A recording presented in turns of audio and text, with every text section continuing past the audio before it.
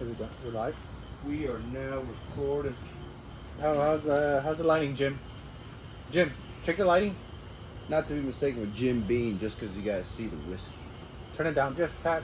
Just a tad. You're good, you're good. Awesome. All right, guys. Well, Thank you for showing up. welcome back. Welcome back, ladies and gentlemen. This is THCA that's legal in Kansas. Kansas. It's also a blend of Delta 9. So, fuck you, cops. Yeah. We just stopped by the liquor store. Had a good tasting. Yeah, the that was guy a good knew. sample. Yeah, The guy really knew what he was doing. he knew what he was And talking he about. convinced us to get a little bit of a little something. I was convinced. I was like, all right. Definitely, we bought them. Yeah. So we're definitely some way skewed. But yeah, I'm not too much of a whiskey or bourbon drinker, but doing this taste test really opened my eyes. Yeah. Yeah, just because I've always I'm Mexican, so I always was, I guess, that stereotypical. Hard-headed. Let me do the tequila only and only whiskey on special occasions. But after taste testing different types of whiskeys, I was like, holy shit, I didn't think it was going to be too much of a difference. Really? But the first one we tasted was the Belvini. The Belvini. He thought it was pretty smooth, light, very spicy, or no, I think he said sweet. Yeah. But that was a Caribbean. That This was a is Caribbean. going to be in the Double barrel. double wood, matured And, for 12 years. Originally was there for the Buffalo Trace, how Joe Rogan Yeah. has it. Kind of want to be a Joe Rogan number 2, you know what I mean? But Why not? doing some more research, Traveler whiskey that we have right here. Both new bottles, just took the plastic off of this when you saw me take this bad boy out. Price difference is pretty there. This is a bourbon. Double, isn't it? This one's a whiskey. This is 100. This was, I think, 49, 40. maybe 60. No, it's like double. 49 or 59? No, it might have been 59. Maybe 59. But no, I actually like this one better than this one, just because it did have more body. And just By like my body, do you mean females. like bite or No. So body. When it comes to body, basically how thick it is. Yeah. So the viscosity. So this is basically, like, you can just see right here, like it's water, like not water, but definitely liquid. But then you see these bubbles right here going very slowly up. You can just see how thick. You know what I mean? And so I like to have my liquor run down my throat rather than disappear. So that's what I was saying about the first one. How it's like I took a little bit of it and it kind of just disappeared, just dissipated. That's why I enjoyed that aspect of it. We're also outside. It's still 90 degrees outside, but my boy wanted to smoke some blunts like we did back at the original studio. Yeah. So hey, We're accommodated. outside. We're outside. We're accommodating our special needs because we're special. But yeah, so we're gonna go ahead and break these in. You did say you like the Belvini, so I'm guessing you want that first. I would have preferred that first myself. Yeah. I like how these are just twist offs instead of corks. Oh shit. Yeah, corks are so old school. I don't know why people make corks still, man. Yeah, I seen this one liquor company that actually has a combo of cork and twist off. The twist off cork, and it's all like, there it is. Like, why not? Yeah. You know what I mean? Keep it sealed, but also keep it still original, if you will. Yeah. I wish I had a trash. Well, we're gonna keep it right there. That would. Oh, Beautiful sound. that's how new it is. You want it like 2 ice, 3 ice, so the one thing that he did say was you want to let it over ice and then take the ice out. But I think that's what he said when he was talking about tasting it first. no, that's how his boss drinks it. Is that he likes to pour it over ice, take the ice out with the spoon. So you know how those small glass whiskey glasses with those ball of ices that go straight in the middle. That's what I was thinking. As soon as he was telling that story, I was all like, yeah, I can see that. Basically, get it nice, Doesn't want to get it down, watered down, but not watered down as well. And so just wants to enjoy nice, cool. Because cool liquor does taste different than warm liquor. Cold liquor goes down smoother. heard that. There's a little bit there. I'm sure. Do you want it straight or do you want it already blended in with some Diet Coke? We already tried it, so I mean, I don't know. I'll try Diet Coke on mine. Because like I said, I already tried it. I know how the flavor is. Yeah, so hey, Diet Coke, we don't have full flavored. Tell them how you are on the carnivore diet. Week 2, right? Oh, 2 weeks in. I cheated. Yeah, man. The last I had me 2 McDonald's Cokes and 2 McDoubles. 2 double cheeseburgers. It was a 3 a.m. crave after a good banging that I was like, I am hungry. There's that self control that And I couldn't- some people just don't Yeah, have. I don't have that. I'm So ashamed of you. That's what I am. hey, but today I fasted all day. I was Hey. like, I'm not gonna eat because you know what? Body, you had enough food for the last 2 days. All right, you had plenty. You use the energy you have. Yeah. Before I feed you more. There you go. And Tell it what to do, yeah, not So- how to eat. it did. And you know, I went without even realizing it. It was 5 o'clock without even thinking about being hungry. Yeah. And when I was home, my dad kept asking me, eat something, eat something. I was like, I'm not hungry, dog. Not today. Making it worse. We're fasting here. Oh, little slidey hole. Yeah. Aw. That blends in beautifully. Let me take a little sip of that. Taste to see, I don't think you poured me enough. Is it just me? No, that tastes pretty damn good. It's fucking amazing. Did you want a little more? Maybe, man. I feel like it's not kicking in. Like, you see, the liquor sits on top now. I have a bottom liquor and a top liquor now. That's what these bad boys are for, you know. You kind of just get it from the bottom and shake a shake. Okay, maybe not. Yeah, Maybe not that shake. What you do is just hit by the rim. Mm. By the rim like this. Just by the rim. Just the rim. So don't do anything That's crazy. exactly what this whore said to me. Just by the rim. Just by the rim. Well, I don't talk to her anymore. I don't talk to her anymore. But no, yeah, so you cheated on the carnivore diet, but you understood right then and there, yo, I'm actually not hungry, but how did you feel psychologically wise? After Eating you the kinda- burgers? Well, I mean, obviously I'm sure you were high and, dopamine was pretty spiked up I because was- you just got some action. 5 shots, had sex, then she kept me drinking the whole time there. So I had 2 more drinks while I was with her. So I was like fucking pretty hammered and driving. And I was fucking high as fuck. He was not hammered. I mean, I wasn't. No, I wasn't. That He was just took a an joke. I did take an Uber. He took an Uber. I took an Uber. I was, Don't drink and Don't drive. drink and drive, guys. We're not advocating for that. but when I Ubered my McDonald's I ordered 2. Yeah, 2 double double cheeseburgers and a cheeseburgers. Coke. Well, I had the Coke early on. It's always my go-to drink on the long rides for like an hours. Instead of a Diet Coke. I don't like That's Diet crazy. Coke. I'd rather It's go with just the like- water next time, honestly. Hey, to each his own. Yeah. Am I right? To each his own. But with the double yeah. cheeseburger, when I ordered both of them, I was like, damn, I'm going to devour this. Fucking fantastic. They haven't had it in 3 weeks or so. Yeah. So I ate the first 2 bites. I was like, I feel so slow, bro. I feel like all that thickness. Like, I was like, this is what I ate all And this not daily? necessarily would you say not necessarily the meat was running you down, but definitely the bread?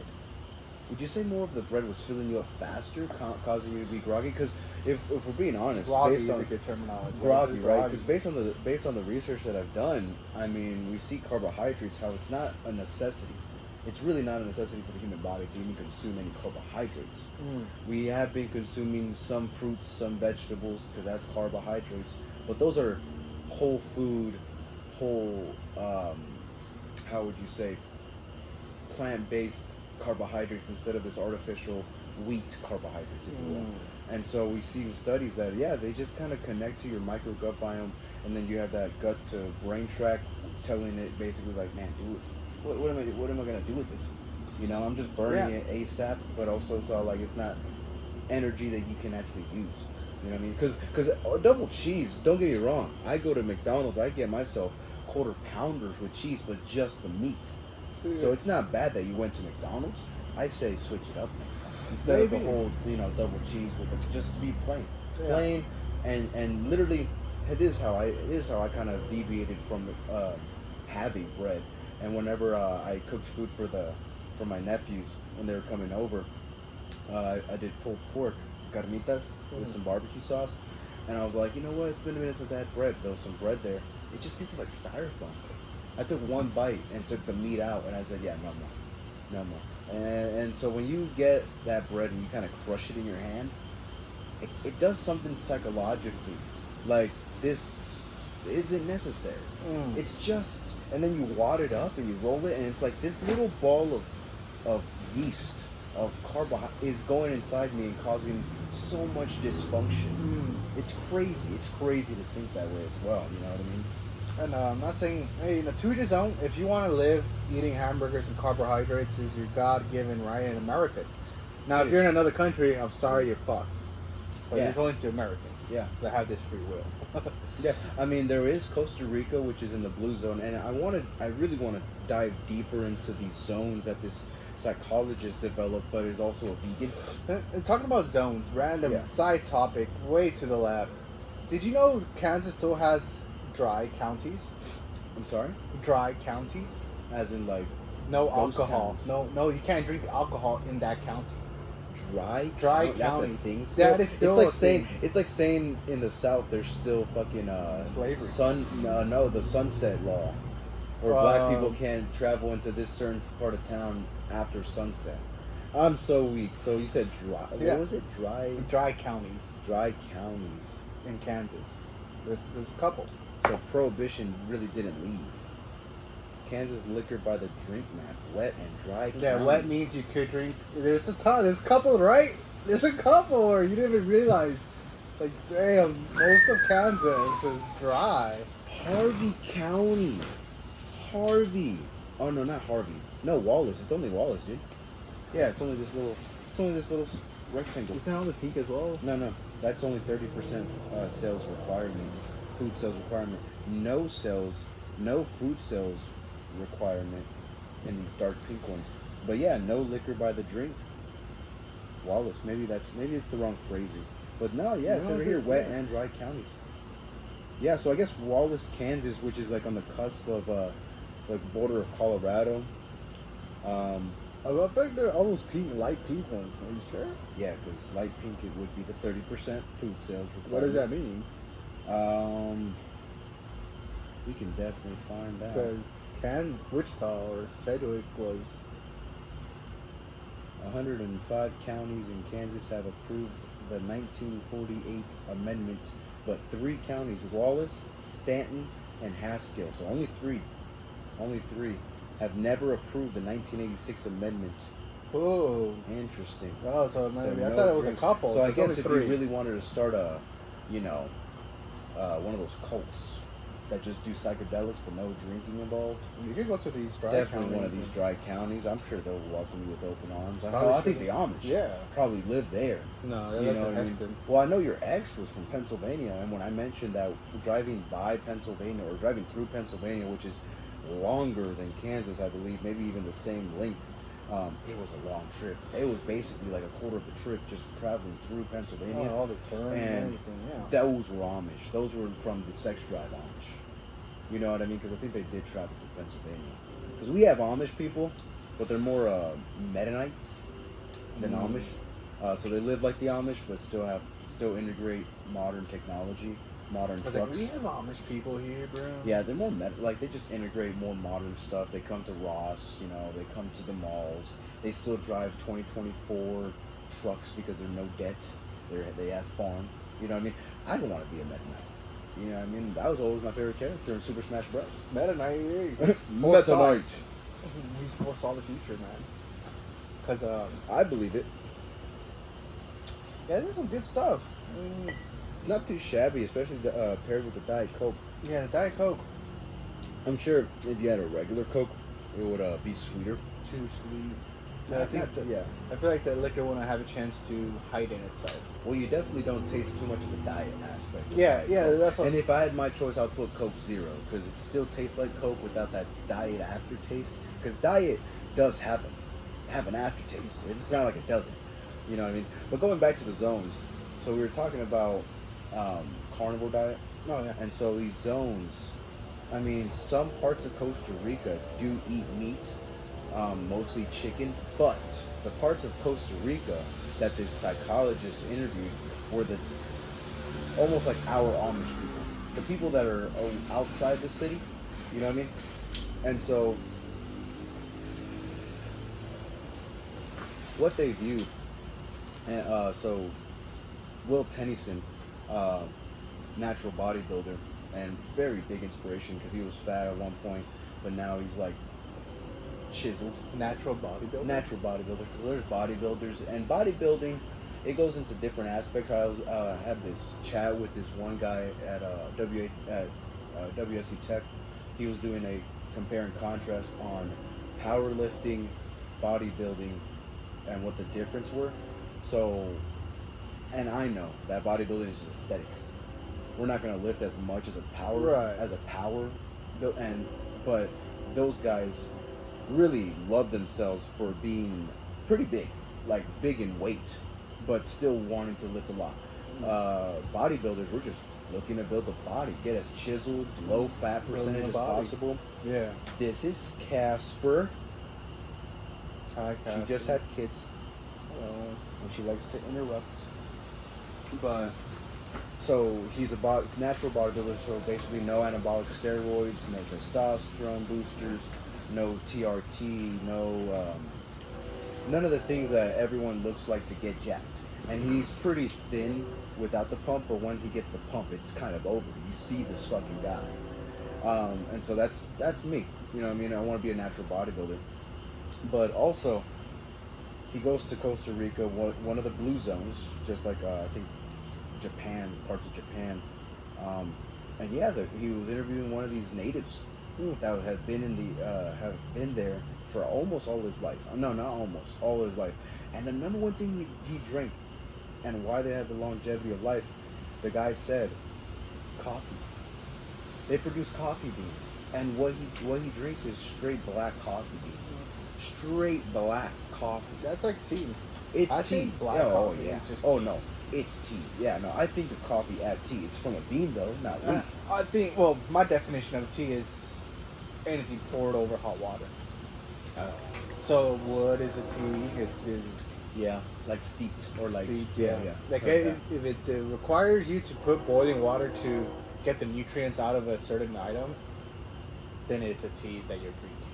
No matter what type of tea, green tea, black tea, bubble tea, fucking bag of tea, Bubble tea? Bubble tea, bro? Isn't that bubble tea? Yeah, I used to get that shit all the time. I don't know. People enjoy that. That was a craze. It was. It still is. It still people is? People still go to This is like that. Boba Zone and these Chinese, Japanese, Korean bubble marts, and there's a bubble tea store that opened up at the mall. It's doing pretty good. Another craze that I saw that I think was quick, that came and went. I think I don't know if it's still around. The rollable ice creams that people like. Oh, that went. frozen. That really came and went. What do you like? I remember going to a grand opening downtown from a store that's now Insomnia Cookies. And I think this Insomnia Cookie thing is a craze too. I really believe so but then again, it's crazy to think that the basic shit that grandma used to make and learned how to make with her grandma and mother at 14 years old is now being a commodity sold for like $2 a cookie. That's pretty Dude, nice. 12 pack of cookies, and these things are huge for $24. That's not nice. What the fuck? I'm gonna need to go downtown. Unless you make $20 an hour, even if you Insomnia. do make $20 an hour, you're gonna spend an hour of your hard-earned wage on just a box of 12 cookies. Anyways, Big cookies. They're big. They're big. I told. I'm pretty sure I put this on the podcast too. I kind of cheated as well when I went on a DoorDash to Crumble Cookie, and the guy, like, almost knocked. Like, I guess he fumbled the cookie a little bit, but caught it. Right in between the groin and the fucking table. You know how guys do that yeah. catch, like, Caught it. tuck, Yeah. like just kind of Save it. dip in there. He caught it, and he like looked almost like he was gonna put it back in the box, and I was like, no, I want that. He said, yeah, you want it? I was like, fuck it, yeah, I never had a cookie in a minute, but also never had a crumble cookie. Yeah, these things are big. When I took my first bite, it was like a mixture of a cake and a cookie, and I'm pretty sure the same exact calories as like a slice of cake because it's so fucking huge. And granted, this was like looked like a healthier version of what they usually sell because they had like nuts, they had pretzel pieces, chocolate made with oat batter instead of the regular. It's a whole mess. It was literally a mess, and I felt horrible when I did 2 bites. I mean, if you put sprinkles on a shit cake, it's still a shit cake, bro. Yeah. A donut's a donut. A cookie's a cookie, and it's gonna be big. And Yeah. I just wasn't expecting it to be that moist, to where like literally I didn't need Moist. any coffee or like milk, and so That's going a back to statement. Costa Rica, like they're in the blue zone. But Costa the guy Rica. said that he drinks mostly coffee, but also beans and rice, and barely any meat. And that's why his grandfather and tortillas. That's why his grandfather is kind of. I think when Will interviewed them, he was like in his 90s. When the average age to die in America is like 80 something, I believe. Currently? I think so. What viewers, what do you think is the average age of Americans' death? We'll give you 5 seconds. That was a good answer. Interesting. That was a good answer. Interesting. That was a good I like answer. that answer too, but you're wrong. It It's is actually. 76.33 in 2021, which is way lower than the United Kingdom, but way higher than Mexico. Mexico, there's only 70. And I really put that into not only the modernization, because my abuelita, Margarita, my dad's grandmother, my She was great great 90 grandfather, she something. was 100, I think. I think she was about to break. About I to think, break. I think she was like about to break 98. 98. Still, She was old. She was still up there. 20 years more than this. We're 20 something, 27. It's like a 71-year-old looking at a 91, and us looking at a newborn. Literally, That's crazy. newborn is like, Dude, you're dead. crazy to think about that age gap. You know, in developmental psychology, I got to do this paper, the Erickson 8 steps, and how that applies to my life. It's very interesting to view your life in like segments of age, because the next 2 steps, so I'm on step 6, and the last 2 steps are already like in your 40s to 60s, or 30s to 60s, and 60s to when you die. And so there's 2 stages, and so I kind of have to predict. You know what I mean? But no, the age thing. It's like also looking at Ramsey.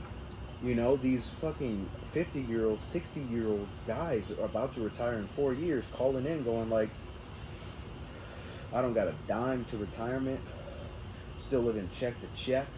My husband or my wife is collecting Social Security, you know? And it's like, it's not too late. Like, if you start putting in on a pretty good Roth IRA, in 7 years, that'll stack up double. So if you put $200,000 now, it's going to be $400,000. In another 7 years, $400,000, $800,000. Mm-hmm. So in as If little the money, as you have the money, but some people don't have that. some people don't have the money, but when you follow the quote unquote baby steps, you know what I mean? It kind of makes sense. Kind of. It's hard to. Well, I'm implicate. not gonna lie. After receiving the Pell Grant and putting $1,000, like I don't even know what the fuck that is, and still going on DoorDash, it does kind of have a sense of freedom. The no worries that I don't need to worry about me dashing another 2 days with squeaky brakes because I can replace the brakes or shocks, something. Why not keep that same hunger and keep that 1,000 to a 0, or keep whatever money you have to a 0 and be like, no, I'm gonna keep it. And you know what? Hopefully, I would invest it into an ROA. Why haven't you invested into an ROA? Roth IRA, because following the baby steps. Literally, that's the baby step 3. I have to pay off debt before I even think about a Roth IRA. There's callers that go like, I'm broke, I got this much in debt, but my company matches the Roth or matches the retirement fund, so 4%, 5%, and his suggestion is, well, stop that, go ahead and pay off his debt, because then it just psychologically makes sense. It literally psychologically makes sense. It's like one of the things Jordan Peterson, 23 minutes in, Jordan Peterson says, and I mentioned Jordan Peterson like he mentions Alan Watts. You know what I mean? Oh, so yeah. we're going to talk about that later on. Alan Watts as well. and Jordan Peterson, 2 of my gurus. They're definitely gurus, but definitely both have different viewpoints. Because I mean, we could touch a little bit before I go back into the psychology of why no debt frees up a lot of not only mental space but time. Some things that Alan Watts says are not even close to what Jordan like. So one of his after school specials is "There's no purpose in life." Oh, that's a good one. It's a good one, but you clearly never seen a full hour and a half of Jordan Peterson's 12 Rules for Life. What concern or judgment did you have for clothes? Yeah. I can name them right now. Let's see here. Well, I'm pretty sure it's still recording. Yeah. like I think everything is up to interpretation. And what if, with Alan Watts saying no worry, there's no purpose to life, and it will come to you and stuff of that sort. Yeah. Like, what if to get that no worry of doing it, you have to follow Jordan Peterson's 12 steps of life to reach his ultimate peace. But the ultimate peace is the end goal. I think Jordan Peterson helped me get there. It definitely it's kind of monotonous when someone says here are rules for life. Everyone looks at that and goes like, what are you talking about? There's no rules for life. Like we're all in our own little bubble, and we make our own rules. What do you know? You know what I mean? I never thought about it like that. But well, when you look back at 12 Rules for Life, the biggest question that he asked, or at least stated, was basically, I set my house in perfect order before I judge the world. So, if the world isn't the way you want it to be, perhaps you're not acting as you should. And so what does that mean, right? So we can unpack that, like live. If you set your house in perfect order, you have room in order to judge someone, or at least look, that's horrible. If you set your house in perfect order and someone else judges you, you will know more about them because you're not judging them. Oh, yeah. So you set your house in perfect order, now you're at peace with yourself because everything in your house is functioning. That's another stress away. It's kind of so it kind of ties back to the debt. So you take care of debt, there's another piece of stress that goes away. And so if your house is in perfect order and the world that you perceive isn't the way you want it to be, well then here are 12 rules to act how you should. Act how you should. And with the whole quote with Alan Watts, how there is no purpose in life, that just gives you the free realm of acting how you just want to be. But not necessarily the way you need to be. Everyone wants to hear what they want to hear, but never want what they need to hear. Yeah. So, and therapy is already a supply and demand issue. People are wanting it. There's not a lot. There's really not a lot of therapists back there. Counselors, psychologists, psychiatrists. It's a supply. There's a supply and demand issue, which is what I found. I've been listening to Alan Watts a lot, and the conclusion you came to that really shocked me. The reason why it was no purpose to life was about how another person could look at it as I could do whatever I want with no fucks in the world to give. I never once thought about it like that. I was like, wow. Honestly, that is true. Yeah. You know how insulted I'll be if somebody uses Alan Watts' name in that name? Like, oh, well, the Alan Watts said I could do whatever the fuck I want. Goes, time out. Did you fucking listen? Or did you just take that little aspect and then just do it? Yeah. And I was like, God, wow. That's a good... It's a good interpretation, yeah, I guess you could say. But I always look at things analytically, not practically. So in the practical sense, you can do whatever you fucking want, right? But then you get those guys that are very persistent, right? You get those wanting guys. like I posted on Facebook, like let's be real, like let's just put all this happy shit, all togetherness aside. You drop some psychedelics. You want a fucking cult, you want to do drugs, and be happy around a certain amount of people that you have ultimate power for. Let's be honest with ourselves. You're not in it for everyone. You're not in it for just happiness. You're not in it to do whatever you want. You're in it because you want to be a leader and a cult. Let me propose to you an odd question then, to this, what you're just saying. Would it be so bad to give people that free will to do that be safe under law if everybody else agreed to it? I don't care. Because already they've derived themselves away from society that I live in. Don't pay too much taxes, but I pay taxes. I work. I provide a service. I do good service. You know what I mean? There's that affirmation. I have perfect work in a perfect way. I do perfect service for perfect pay. Well, that service provides someone else with a mass amount of time. Delivering food isn't such a thing. It's not a big deal. But at the same time, if the guy making, $100,000 a year orders his food for the extra $5 in tips and $2 in surge fees, he's putting $7 on the 1 hour that he saved. 100%. You know what I mean? Why leave work or why leave the comfort of what I'm doing now that makes me money in his mind, I'm sure, to get something delivered to me and I'm still satisfied. Both things, making money and getting fed. Yeah. So like, if I had that money, I would do the same. Yeah. I even thought about it a couple of times at the office. Well, it kind of makes sense. Like, you know, you stay where you need to stay and do extra work. Or, like I would like this example in the mornings where, like, I'm delivering Dunkin' Donuts or Starbucks to an East Side estate. Well, it's clearly that these guys want their coffee at home while they're getting ready instead of rushing to get ready, get up 30 minutes earlier to get ready, and then be on the road and stay in 5 to 10 minutes of a Starbucks line. That's hard. It breaks down It in the does. microcosm. You know Because what I've I been mean? late a couple of times waiting at a fucking line.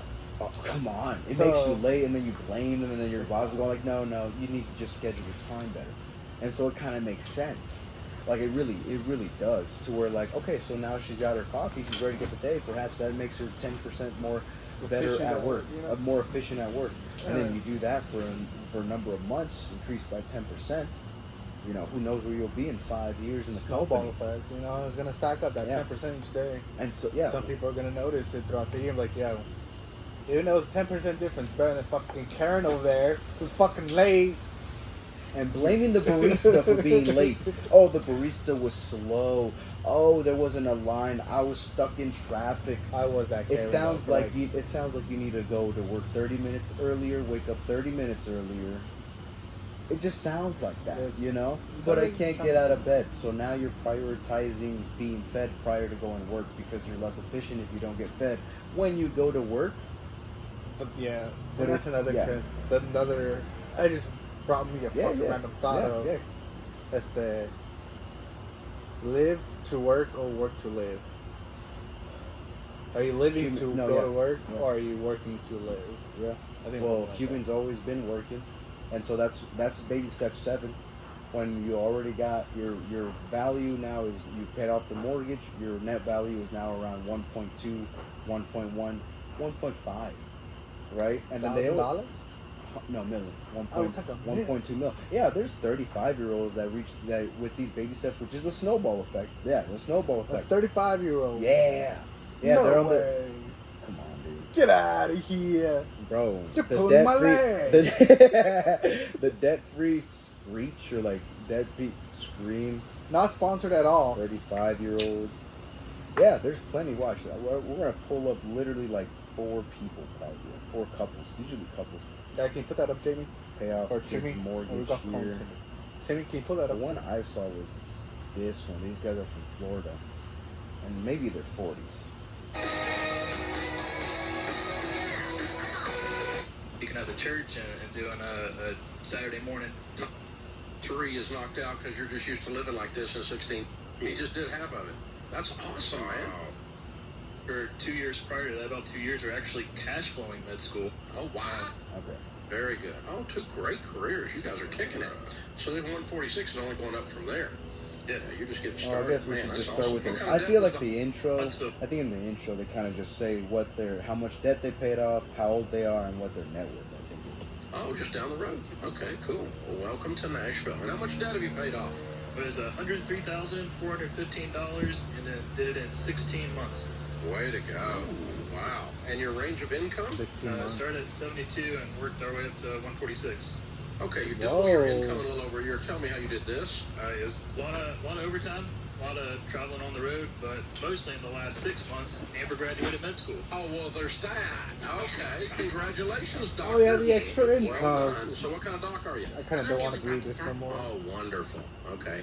And I'm what a do you do, Ryan? skeptic. Electrical. No, yeah. Let's look at the instead of the debt free because I think debt free screech is just how much debt they paid off and maybe they sell their house. But the baby step millionaire segment that he does, those are that's going back to where I listen to a homeless man or a millionaire.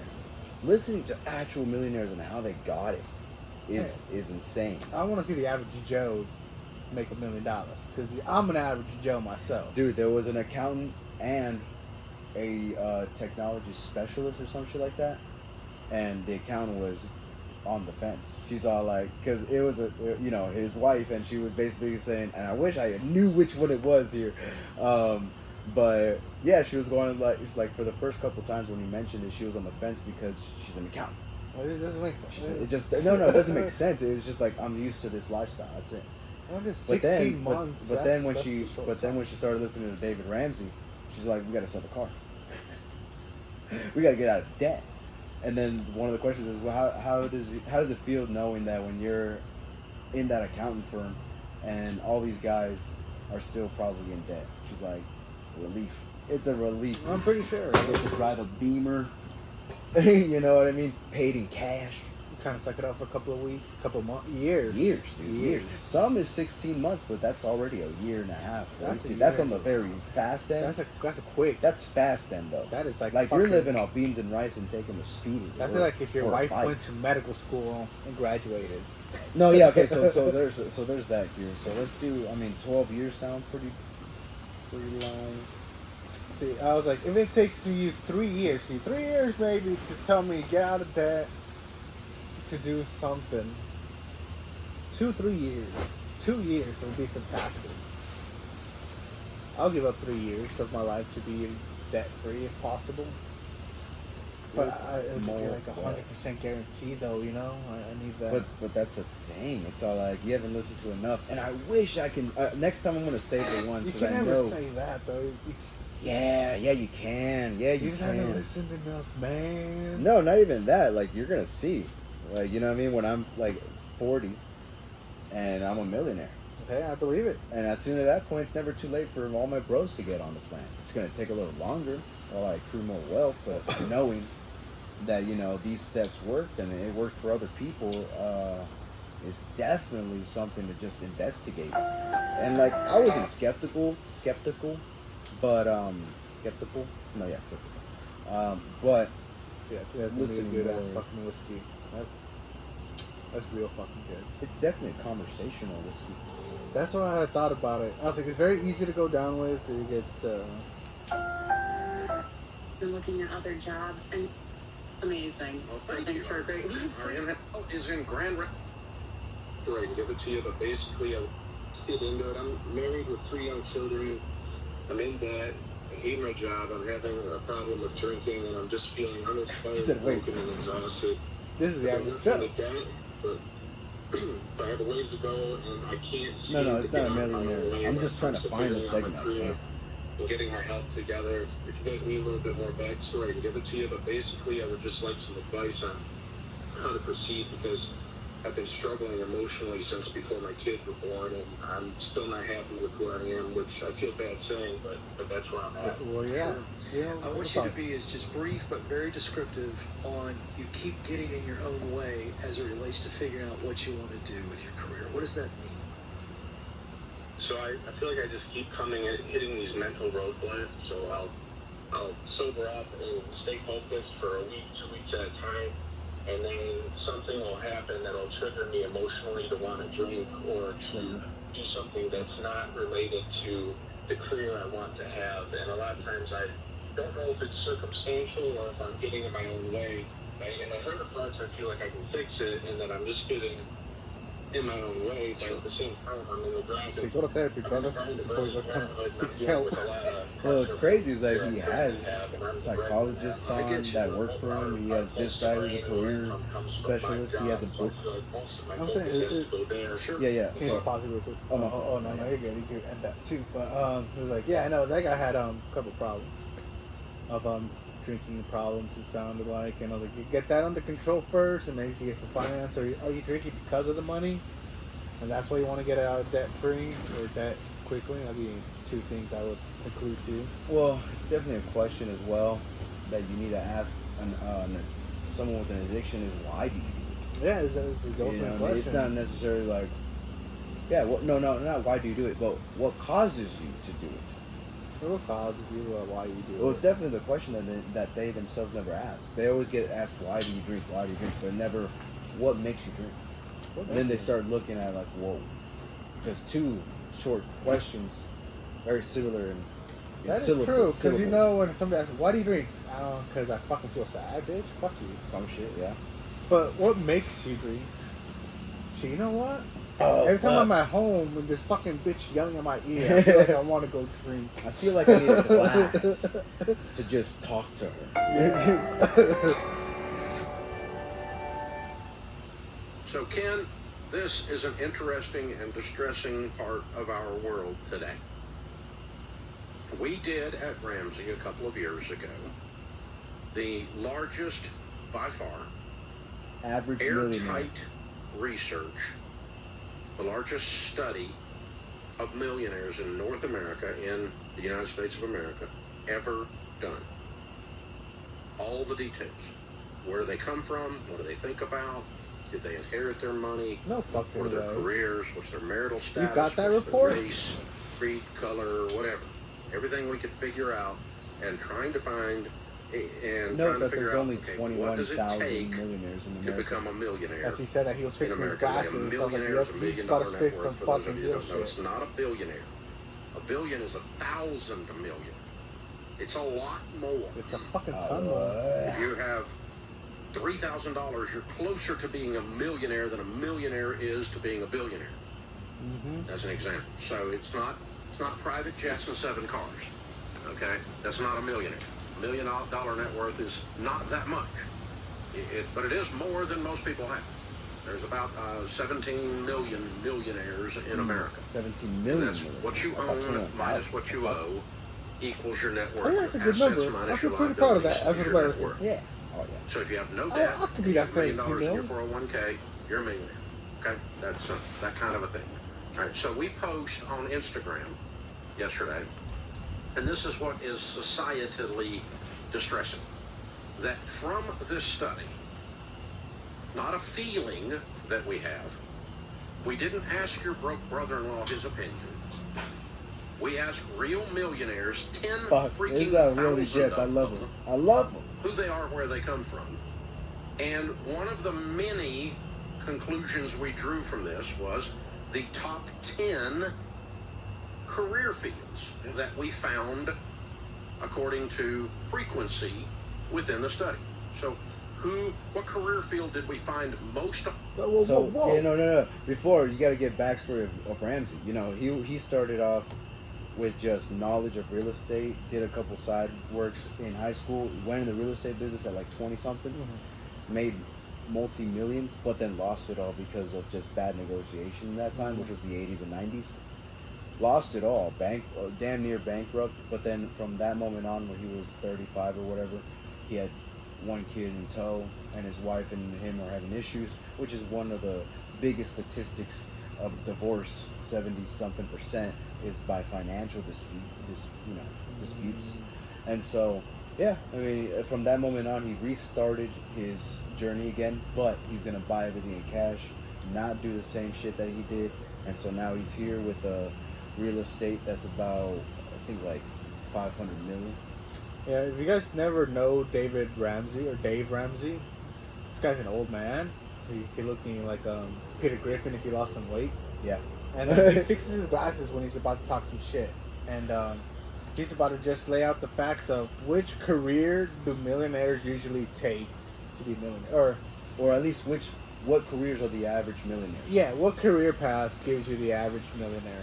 Well, it could be any career path. These are just the top 10 that they surveyed out of all of them. So there's plumbers that are millionaires. Oh yeah, There's, no. you know, But these these are the just- average. Yeah, of, like, it's not the necessarily majority. the career path that you need to do in order to be a millionaire. But you have more But it's- success to be a millionaire in this I think field. you're getting it twisted. I think No, you're getting it twisted. no, wait. Because like I said, there's a plumber that's a millionaire, right? But out of the millionaires that they, surveyed, the top 10 just happened to have these career, so like 30% were accountants. 20%, but only That's a big 1%. chunk of the pie. But there's definitely 30%. Like there's probably even more.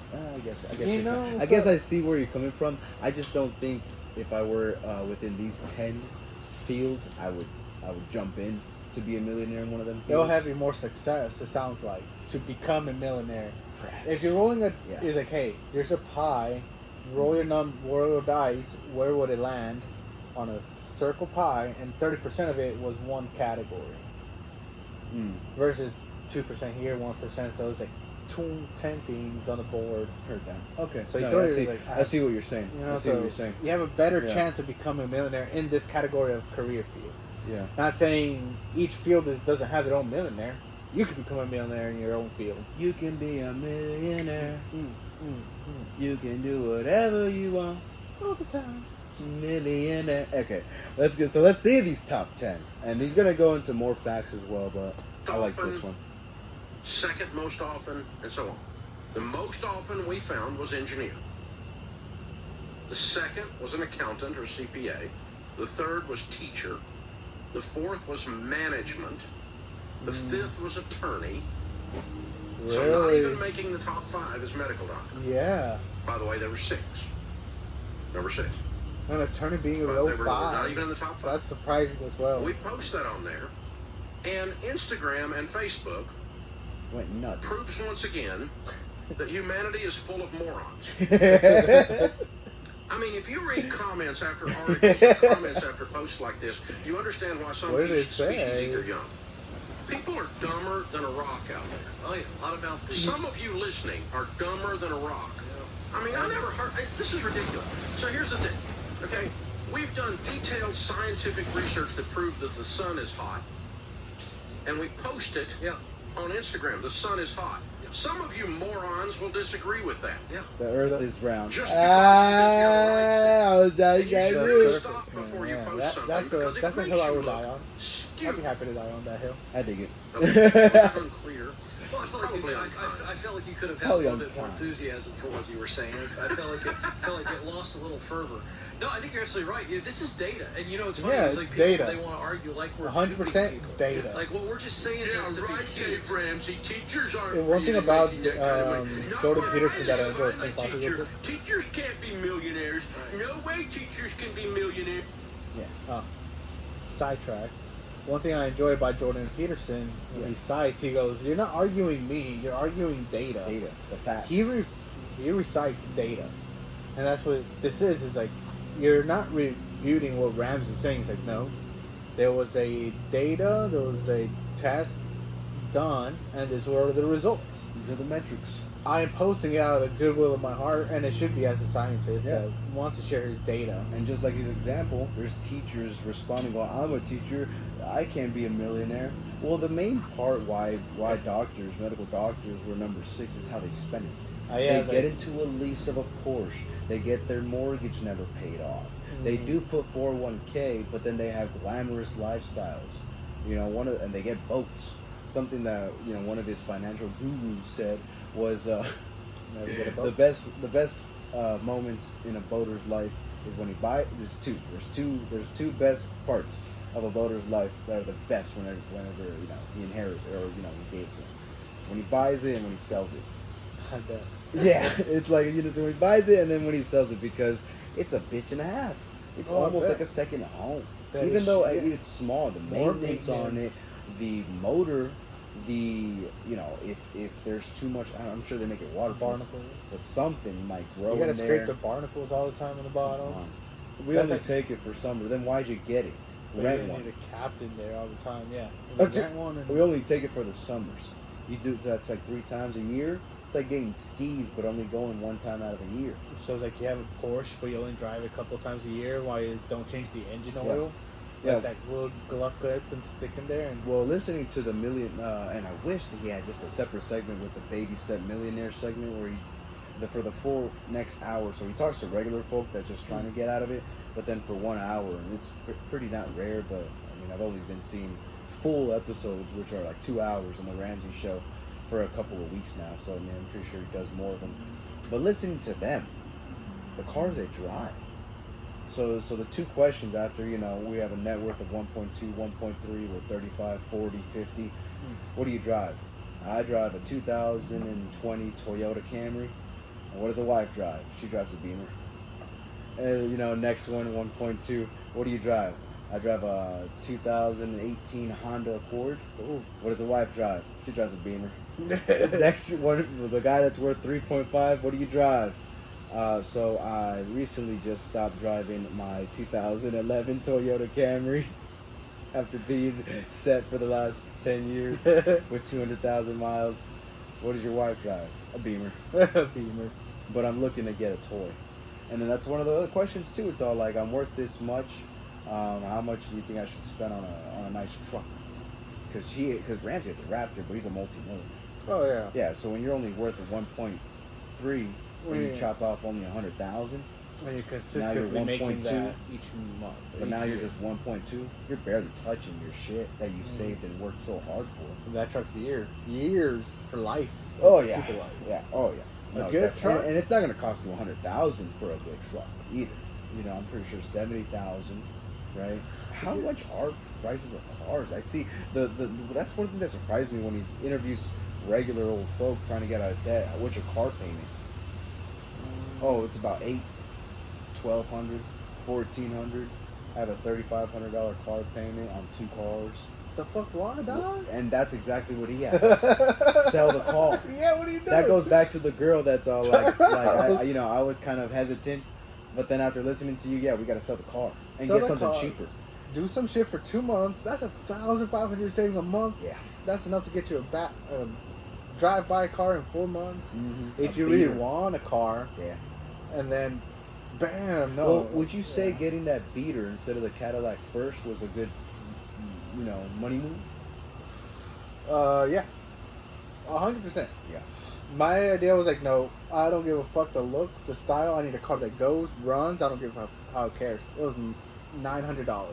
That Nice. that red Pontiac. Yeah, that red Pontiac still drives. Still drives. Still runs too. It's crazy. How long ago did you get it? And it's like a 2002. When I think around got this car, like 4 years ago. 4 years ago. 4 years, still running hot. Still go, yeah. Still running. And But so that's that's all what- my upgrades. Yeah. And then you got a Cadillac.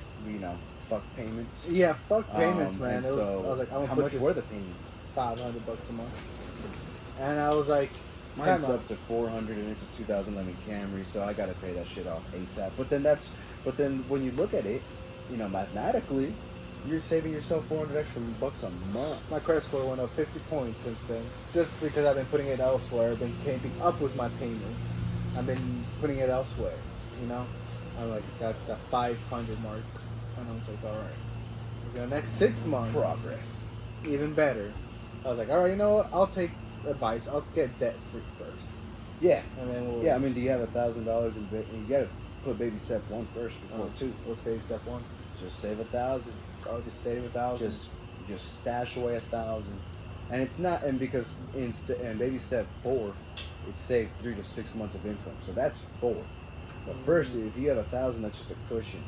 That way you don't freak out or flip the fuck out whenever you see something that just surprises you. All right, let me start at first before I run. Let me start walking. Yeah, come on. So save come 1,000. on, Come on. Who was number 3? Accountants, bro. CPAs. I think that was 2, maybe. There's no teachers should be on there. Where are the nurses? Where are the nurses? Well, you nurses get your butt in gear, and I guess you'll make the dadgum list. Oh my gosh! Well, what they're missing, what these brilliant mouth breathers have forgotten in this post, is that it has nothing to do with the salary. It has everything to do with the way they live. Yeah. Now, engineers certainly can make way more money than a teacher, but it is they have lived on less than they make. They have saved, they have invested, they've walked the clear path, the baby steps. They're baby steps millionaires, and that's what they're missing here. They think, oh, I know what a teacher salary is. You guys are just making this stuff up. No, As if you're into Let me tell you what all 5 do share in common. As All if 5 you're into professions are systems people. That's right. They all work systems. Yeah. Teachers work a teaching plan. They have a lesson plan. Yeah. They work a system. And if somebody gives them a lesson plan, they don't go make up their own. Yep. They follow the lesson plan. And engineers, they don't make up their own thing. The bridge would fall. That's correct. They have to follow the system. They have to follow the processes. Attorneys have to follow a process called the law. You don't get to make it up. You have to actually adhere to a process. All of these people adhere to processes for a living, and they take that same part of their personality and they apply it to their money, and voila, they become a millionaire. So what is the data on teacher income? Well, right now, the median income in the United States is $60,000. So now, before some of you folks start Some of your firing exercises? shots at me on that, I Some said aerobics? median. You know what a median Does is? anybody know what If you've the been in median a good teacher's class, you would have known. is? Your law of averages. You just Oh my God. So there's No average certain is different than median. median. I know. I'm just saying, if you look at across the board, of what the median salary is for a teacher is 60. Now that means in some districts in the United States, like for instance, I got a friend who's teaching high school in New York, upstate New York. He's making over six figures. So this is across the board. You look at the median, and now we go, okay, this is what we're looking at in the United States. But again, it is about how they live on less than they make. It's not. This study wasn't pointing to how much they make. It was how much they keep. And by the way, there's one other correlation between all of these millionaires. They love their work. Yeah. High correlation. Let's say 80 percentile rate. 80%. They love. So let me help you with this. If you invest from age 30 to age 65 in a decent growth stock mutual fund, 15% of $60,000, you'll have $4.8 million. Yeah, there it is. Now, you can also... I'm going to start investing. I'll be right back. I gotta my move life some more together. money real quick. I gotta move some more money real quick. That's how math works. Yeah, It's I'm gonna just start is or looking at isn't. it. You know, So after you don't get to give make Haro, up your own you know, work. for his And investment, so pay off if my dad, that's- whatever. so if He helped me more- with the if Chevy you only are Cruise. 1/5 as Yeah, I'm good just as we looking at teach, You know what I mean? But I mean, I'll be $5 honest, million, that's $1.8 maybe step million, 3. okay? I gotta pay You'd off still debt. have $1 million. Gotta get collections off my and hands. from age 30 to age Oh, 65. no, I do. But still, when you Dave, think that's about it all at too 35. clear-cut I do have that for the business keyboard plan warriors. thing, the Roth There's IRA gotta be thing more material with complexity. the company where they match you. Oh yeah, I think I'm at 4% heard that. of my check goes to that, I would say instead of 4% of your check goes to it and they match Oh. 4, so then 8% gets invested. into a Roth IRA. Yeah, I Okay. think I have Yeah. 1,800 so far since a year. Yeah, and you can't pull it without being taxed because it's penalized. But yeah, at 65, you'll be able to pull that shit out, and it's just gonna keep on growing. Should I stop that? Oh, I'll be honest. Or should I just How much do you make a month? And I'm no professional either. Like, All right. don't listen to me, but I'm sure you can call in. I tried a couple times. I can't because No? I have a special situation that I haven't heard yet. Because they always do DoorDash and Uber Eats as a side gig while you're paying off debt in order to just rev up your income. Oh, right, you know right, what I mean? right. So you have a full-time job, but why not do Uber Eats, Uber, DoorDash on the I have side? a weekend job just for But that. but the thing is, I do it full time. So what's the best way? You know, and a pretty nice, decent car that doesn't need a lot of mechanical fixings. But so you know, and good on gas. Like, so what would be the best route? Like, still fall like on the debt part. You know, because $1,000 is saved, but now it's the debt part. Is it just literally paying off enough bills and then just throwing gas into the fucking fire? Well, that one is thing debt? is that what are the bills that you're paying? No, yeah, so it's definitely gets started on. So my credit card is the first thing gone. You know what I mean? Yeah, that should be the one. No, thing. yeah. So that's the first, but it's also the snowball effect, right? The lowest amount of debt. So there's that part, and then next it will be the collections. That's 900 something, but I can call and try to bring that down to 3, maybe 4. That's next. The next one would be the car. The next one on paper would be college loans. Yeah. And so the thing is, that's where being into this program in WTech, they're going to help me apply for scholarships. Hopefully those scholarships can apply to that student loan. And so, you know, 100% of shit. Yeah. Well, I think, right? I'm gonna. That's definitely a question I'm gonna have to ask and just make sure about it. You know, if I I apply think for so. scholarships that cover the tuition and then some, you don't want. I think that would be up to you. what would be the extra? Where would the extra money go? I would think it'll go back to you, just like. But that's the thing. It's all like, would it go? Casper, no, not the laptop. Stay. I've been wanting to get like a wireless keyboard for it. Stay. Because I enjoy No. a laptop, but I hate how. Stay. The best thing about the laptop that I enjoy about laptops Stay. is the screen. Yeah, I'll be honest. So how much did you say? Okay, so before we go to laptop talk, so the Casper, what were we talking about again? Prior, Invest the laptop. Casper. No, before Casper. Shit, I was literally on a rant. This is what marijuana does to you, and whiskey. Yeah. Are you empty? Yeah. Did you want some more, bro? I'll take some of yours if that's cool with you. Yeah. I don't want the Oh water. no, not the. You gotta pick your own ice. It's just water. What the fuck? You're gonna get my cats drunk? Yeah. Well, that was just the water. Oh, it's so far up. Oh, shit. Alright. While we think of this bad boy, we're going to cut this podcast. Alright. Exclusive views only online. Or, I think you could tell. Yes, sir. Yes, sir. So you're not watching the YouTube version of the podcast, which I think you always get a little bit more than what you paid for. Just a tad, you know, it's about YouTube. Thank you, YouTube, for sponsoring us. I don't know how to do it like that. Yeah. Yeah, I know. Yeah, thank you for YouTube sponsoring this event. They didn't. Sponsoring this event. Yeah, no, Google, don't come for us. Don't come for us. These mosquitoes are starting to fucking pick. Really? Yeah, just a little bit. Just a tad.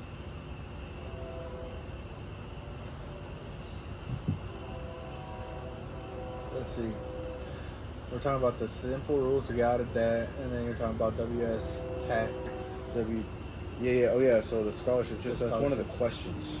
In order, like, does that roll over and pay off college loans? That way I don't have to apply, because I think it's $12,000 a year. But it goes back to you. At WSC. Yeah. Okay, so if it goes back to me, so if that's a thing, then yeah, it's just gonna go straight into the college loans. Because once those are paid off, and you know, God help me, I get a shit ton of scholarships in order to pay for that and then some. It definitely helps. But you know, being a DoorDasher is like, how can I? Is it just you know, be in the good grace of God and just fucking make sure the shit doesn't break down while I'm delivering? You know what I mean? Is it literally in that? Because I'm kind of in that zone right now of like, I'm waking up, I'm DoorDashing, come back home, do a little schoolwork, watch YouTube, go back DoorDash and all that good shit. But it's like, fuck. Like, do I have to give up the whole staying at home for a bit and just be on the road 24/7 in order to get this thing down? It's possible. It's definitely possible. One of the benefits of DoorDash is working your own time. But if you have to go to that 8 to 5 and saying I have to commit to a certain time to make this cash, if that's what you're saying. Yeah, essentially. Because that's like, it sounds like you have break times. Like, you know, I'm gonna go in the morning. I'm gonna go through these hot times. Yeah, no. I have like a meticulous schedule for when I go out to dash, because it just makes sense. You know what I mean? At some points of the day, you only make 10. But is it possible that also that you have capped the market? I've already worked the system to the core. Not to the core. I'm pretty sure there's maybe little tweaks and twerks here, but do you think it's the wall is already close enough that you can't break it due to Wichita's capacity? No, just because there's more area to dash. Like, there's more dash opportunities, so you can. So what I'm not signed up for is cash on delivery, which Grace was one of the door dashers that I met that was cash on delivery. So this order is $45, and then they give you tip on top of that in cash. But it comes out of your dasher, your dasher amount, and not necessarily from your bank account, but on the very right corner where it tells you how much you've been making or what your track is, it just goes negative. That makes sense. Yeah, and so you have to work that back up, and so every time you log in, there's just a negative balance. How do you make your money back though? You just. Do they pay you cash? Yeah. So if the order is $45, and then you're like, here's $100, dog. They might keep the change. Yeah, there it is. And whatever. Do you gotta record your tips? Your tips. Do you have to? Do they? I'm legally binded to say up to $10,000. Up to $10,000, because after that, you know what I mean. You gotta tax. Tax you on shit. I had a couple of friends where they could deliver something for me, and I could tip them. Jesus. Jesus. Thank you for delivering this for me. Jesus. You said that? Well, I'm just talking about delivering food. Oh, yeah, you're right, yeah. No, yeah. You give them $1,000 fucking tip. It's a blessing and a curse. If you're responsible, you're going to keep track of it. But if you're not, it's like, whew. The IRS better not find out you're hoarding cash. You heard? Yeah. But yeah, I mean, hopefully, you know, with as much scholarship as I will receive, it covers that, and then if it can roll over into student loan, I think I'll probably get a part-time just to add more fuel to the debt, like the car.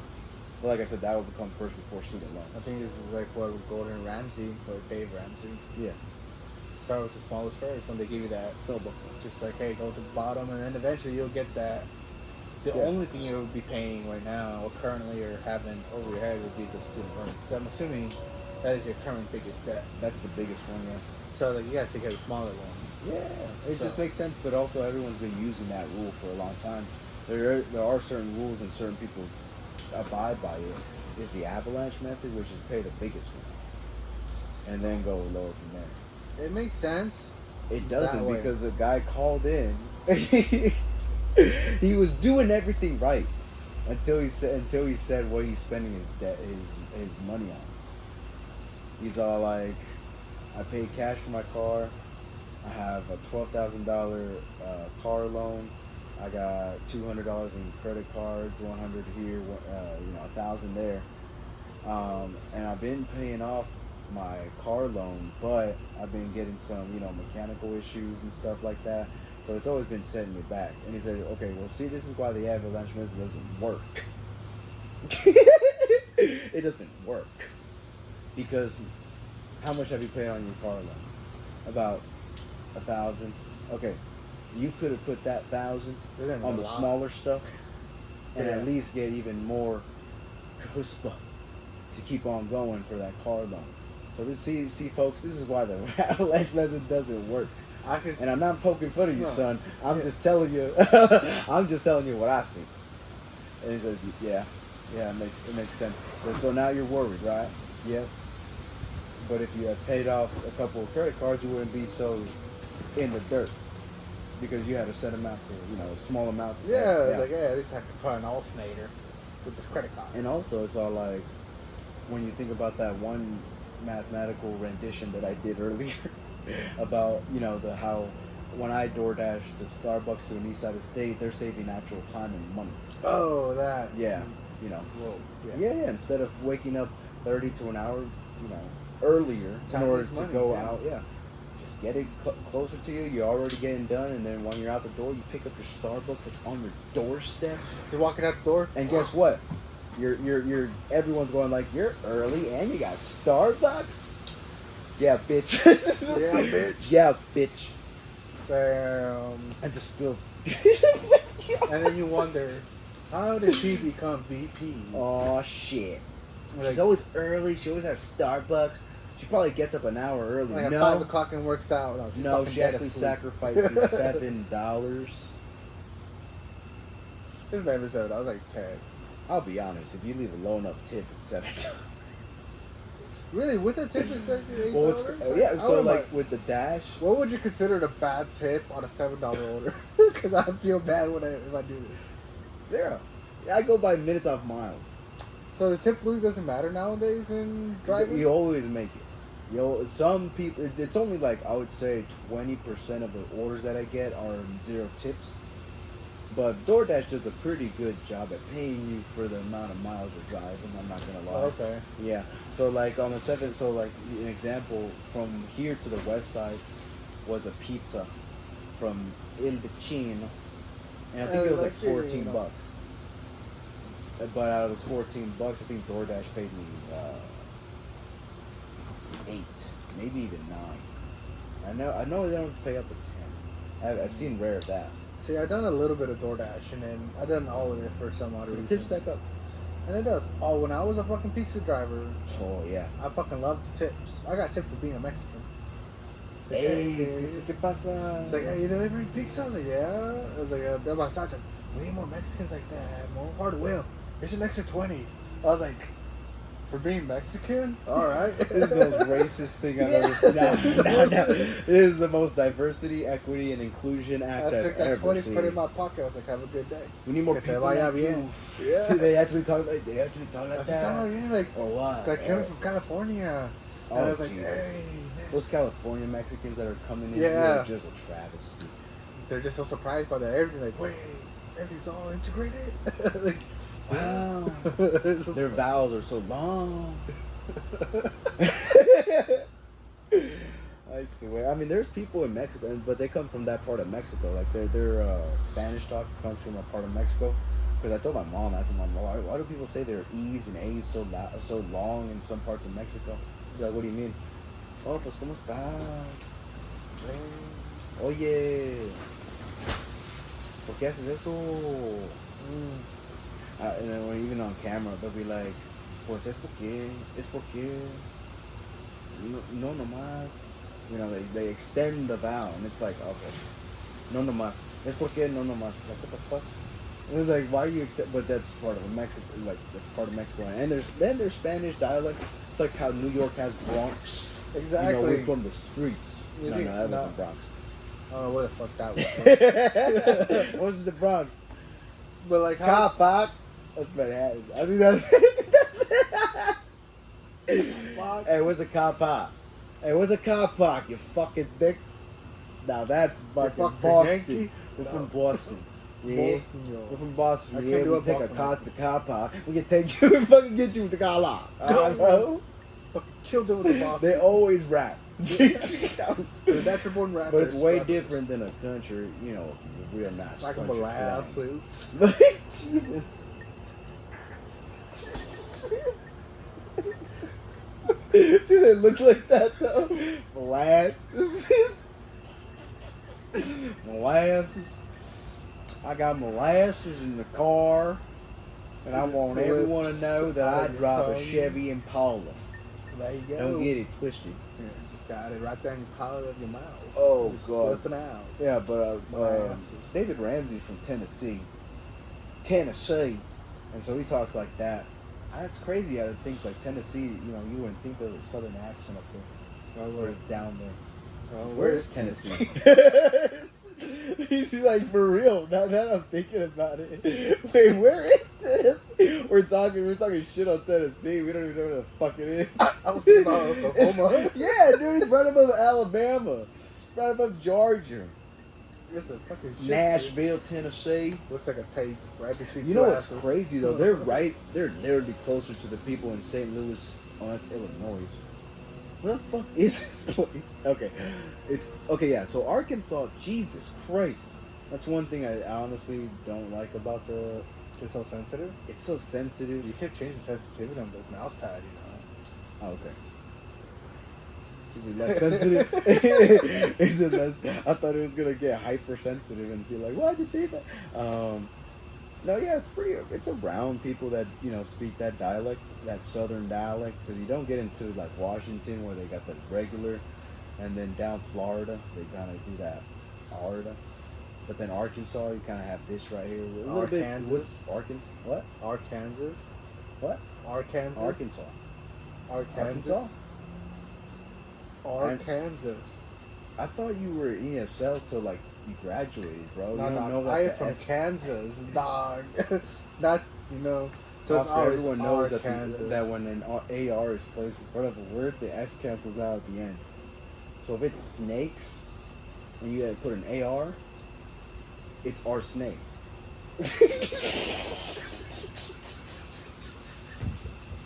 It's Arsenal. My fault. I fucked that up so bad.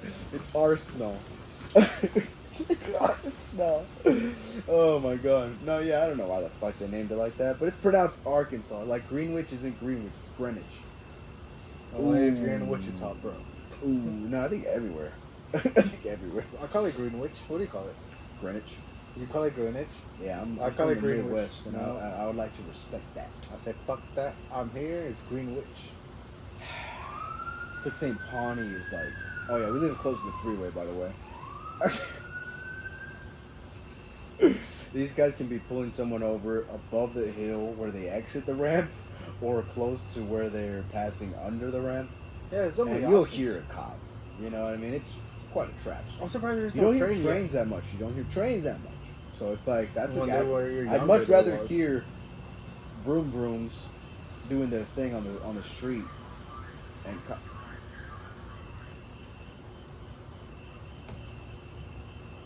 wait, what? Guys, want to take you. Let's go. Curiosity. Oh, he said get off the roadway. I think that's the freeway, bro.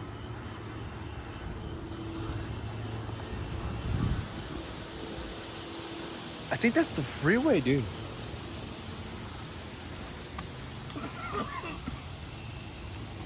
I don't think we're fake. I wish I can put like a light in front of you guys. Oh, Jesus.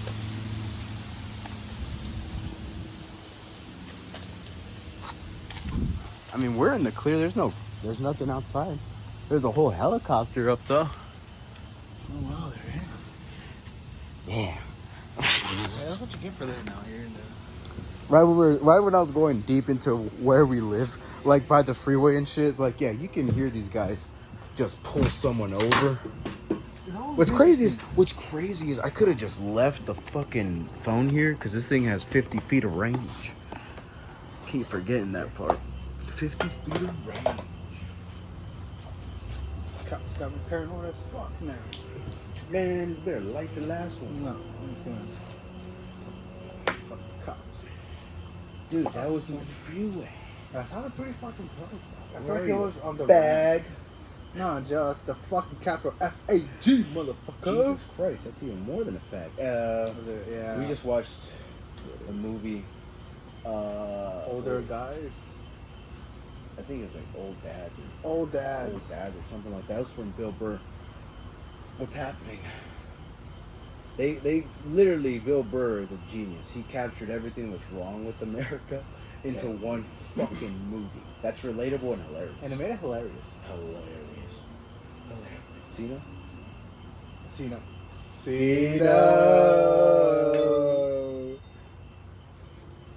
I am a Oh my god. I would watch it. I would go You to gotta see watch it. It's a really good movie. And like I said, it was from Bill Burr's what is it, the comedy It kind of was like a bit every now and then. Yeah. I felt like he always had a little montage, like he was like a bit. He was riffing, you know what I mean? Like the one point was basically like when he's in the scooters, those guys, and then he's just looking at the camera, but he's obviously talking to some people. But it took so long to where it felt like a bit. Yeah. Don't you ever like notice what? Don't you ever notice these guys? And it's like he's talking to the audience like he's on a special. Yeah, it was like very the rambling when the yeah, like the regular raffling. Bill Burr rambling, riffing off with the crowd. And I was like, there it is, bam, and they just started kicking it off. But What? then that was the peak though, and then that's the climax. What? Oh, don't you ever just see these guys? It's like they never stop at a stop sign. God. Am I Full circle. wrong? Full circle. Oh no, yeah, the whole movie was full circle. Oh my god, it was perfect. It was perfect. And that was one of the things Joe Rogan discussed with Jordan Peterson on how Jordan, or at least Jordan was asking questions about. Bro, I just heard chains, bro. They got the canines. Nah, fucking with you. What chains? There's First of all, chains out there, bro. also start going crazy. If there's any fucking. Yeah, you're right. What the fuck am I talking about? Jesus Christ, this is some really good Delta 9. Delta 9's been kicking, man. Ah. And this is some killer fucking whiskey, bro. Really good. And bourbon. I'm not too fucked up. I'm only on the first. Yeah, man. I haven't had even this one yet. You're so fucking lacking it, man. I'm a little more conversational than a little. Or you gotta take it straight to the dome. And then, there it is. Oh man, You're just 17 minutes late, but you'll get there. No, yeah, we'll get there eventually. Oh, what was it called? It was an Irish bar song. Have you heard it? Irish? No, I have not, sir. I feel like it's gonna be very English. No, they don't have English. How do they not have English? They got like an oiling. They got like an oiling thing. I don't know. Oiling. They say oiling. I feel like they have a very English accent. Nah. Yeah, it's good. It was Christmas in Kirkcaldy, 1981. The boys were mashing whiskey and the girls were drinking rum. And the holly tree was hanging and the mistletoe was gone. I couldn't sleep that Christmas till the deed was done. I said, Lady, here's a fucking Englishman and throw him in the sea. Well then. Oh my! Oi, mate. I'll chill with the Irish. Fortnite. Right? I was thinking the same thing. I was thinking about the same thing. Irish.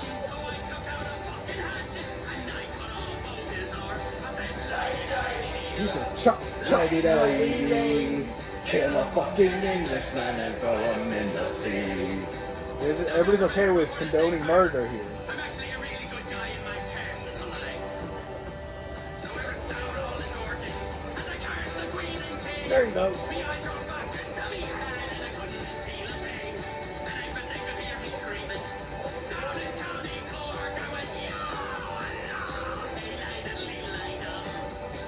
La-di-dee-da-dum. La-di-da-di-dee. Kill a fucking Englishman and throw him in the sea. I can sing along to this song. I can see it's catchy. Yeah, we're Americans. It's catchy. We're Americans. We killed them in 1776. America. America. Yeah. It's a really good song. It's a catchy song. You know, kill the Englishman and dump his body to the sea. La da da da. The tune, right? It's the tune. Yeah. Just like They gotta tear it. Hollywood Undead. Oh man. What's that song? That beautiful song. It's a beautiful song. It's like I throw myself into your arms. It's a beautiful song. That's how we do it, bro. What the fuck? I got a wig on for a sec, bro. Jesus. Yeah, dude. I've always allowed to. I've always known for a touch. Always known for a touch. But that's how me. If I ever have that hairstyle, I'll definitely bust out that fucking voice. That reminds me of the Porsche guy. The Porsche artist. No. Oh shit. Yeah, the porch artist. No. Oh shit, my fault. My fault. Porsche? Is it Porsche? Oh, it's not even, I'm spelling it right. Yeah, I have no idea what you're trying to say. The Porsche artist. The car. Oh, Porsche. This guy. The vehicle. This is my nigga. Yeah, bro, you got the hairstyle. He's a savage though. Oh, I think I've seen this guy. Yeah. Isn't he Asian? Yeah. Yeah. Akira Nakai.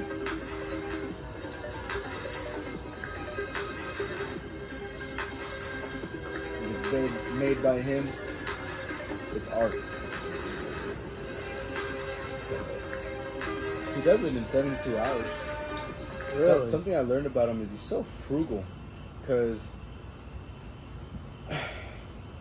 he's going to do the work. All you have to do is pay for his 3 nights there, food, cigarettes. Basically it. The job. And the obviously. food? The job, obviously. No. What he eats. The food, I don't fucking know. Like, you know what? He's just there. I thought it was like a surprise. This guy came out over and started pitching out my fucking I'm dog. so weak. He used to work at Porsche, and so he's always liked them, but he knows how to make them. So he liked a specific year of Porsche. But I think he'll do any Porsche. Let's do some facts. Yeah, this guy. I mean, I was on like a short. The car that was perfect by itself until someone took an electric saw to all the body panels and said, you know, that actually looks pretty good. The car that looks insane, but there's actually not that many people that know if it actually feels good to drive, which is like a curious night in Vietnam. Today, we're talking about wanting to own an RW Porsche, and here's what you need to know. Nakai. Well, right when he was about to get to it. I'm so weak. Right when he was about to get poor guy, didn't give him a chance. Right. He made that short for so much. Well, he fucked it up. I'm so kept weak. it up sooner. You should have kept it a minute and less. RWB is a Japanese-based tuning company that specializes in customizing and modifying Porsche cars. The company was founded by Nakura Nakai-san in 1997. He didn't sound like an anime fucking director. Had been interested in Porsches since he was a child, and he started modifying them in the early 90s. He gained a reputation for his unique style, which blended Japanese tuning with classic European style. In 1997, he officially founded RWB and began building his signature wide-body Porsches. RWB quickly gained a following among foreign enthusiasts, both in Japan and around the world. Like I said, custom builds were known for their aggressive stance and wide-body launches and attention to detail. Each build was a unique creation. RWB is a Japanese. Yeah, so all Porsches that he makes aren't the same. Yeah, each That's what one makes will it be art, in my opinion. aerodynamically driven differently. I mean, I into those modifications, making the back wider, cutting out the middle. It looks like a very animated vehicle in a way. Yeah, well, I mean, when you want to live Too Fast, Too Furious, get yourself a toy, treat it like a toy, customize it. You know, you always want to cut. I remember having these wrestlers putting tattoos on them.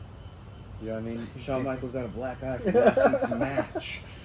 Got to put a little Sharpie right there. I remember those I'm going to wash it on. I need toys. alcohol. I need alcohol. There was a ton of them. There was a whole entire bucket full of them, bro. I remember having the whole entire, ring set. Yeah. The chairs Fuck and yeah, dude. ladders. Using the PSP in order to use a background and put raw, like YouTube, put raw Breaking background. discs on purpose. CDs, I think. Dude, yeah, using anything. This is gonna be a no holds bar match. Coming out with not a 9-inch nail. He just stabbed him. Oh my god. Ladies and gentlemen, Shawn Michaels is bleeding to death on the fucking mat. What's gonna happen? He's gonna finish him. He's gonna do his finisher. Here it comes. Somebody comes. 1, 2. He kicks out. Shawn Michaels kicks out. What in the hell is going on? He's not dead. John, I think this is gonna be one hell of a match, but I'm telling you this is really fake. Shawn Michaels should be dead. If I stuck that 9-inch thing to my Buffalo, he would have been down on the floor. Fucking Shawn Michaels. Heartbreaker. The Heartbreaker. Yeah, I did. So one of my fucking developmental psychology questions from one of the assignments were, what is your I think it's like what biological where were you born biologically? I think male, female, or like what was your personality? Something of that. Like basically, are you masculine, feminine? Okay. Yeah. And then I said, no, yeah, I have feminine personality characteristics, but this is why I always lived with Shawn Michaels. He would always dress in pink. I love the color pink. Oh, good guy. He's a good But guy. he was the heartbreak kid. He was the ladies' man in the 80s. You know what I mean? So there's He's that gonna be the next Hulk Hogan. There's the Tao Te Ching. No, Hulk Hogan was a man's man. The motorcycle and all American. You know what I mean? Who was But gonna Shawn take Michaels his was reign? Shawn Michaels was more like, you know, Yeah. the woman's wrestler. I just been watching a lot of WWE recently, Nah, I haven't. and it's not just like Kevin Hart, not Kevin Hart, Bret Hart. Bret Hart, Yeah. who's out right now. I've been listening to his video. Kevin Hart wrestles. Goes, damn man, he could have been the big shot, big guy, won over by Shawn Michaels. yeah, Yeah, Hulk because Hogan. Everybody it was like I think it was like McMahon didn't like Bret Hart for some shit they did backstage, and so he gave Shawn Michaels the one up, and Bret Hart was just like, damn, that just happened. You just gotta. I got screwed over by McMahon. But dude, He did. He He got made a screwed good over. storyline though. I mean, come on, back in the 90s, even early 2000s, the Attitude Era, all the storylines for at least a 10-year-old guy. You know what I mean? A 10-year-old boy.